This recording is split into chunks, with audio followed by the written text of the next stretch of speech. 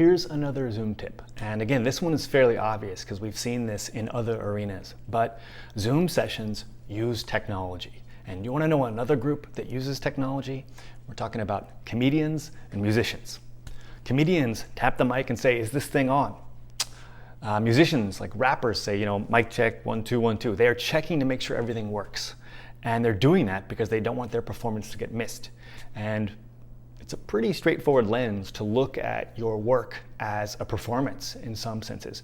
And if you have something important to say, if you're going to be delivering a workshop or delivering a very long session, or if you are just about to say something really important in a meeting and you haven't spoken yet, it is good to just double check to make sure that what you are saying is being heard.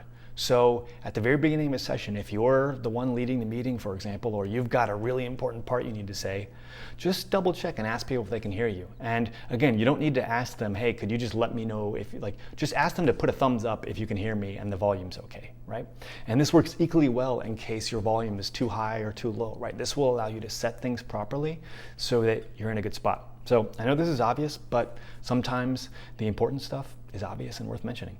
So do a quick check to make sure people can understand you and hear you when you start talking in a Zoom session.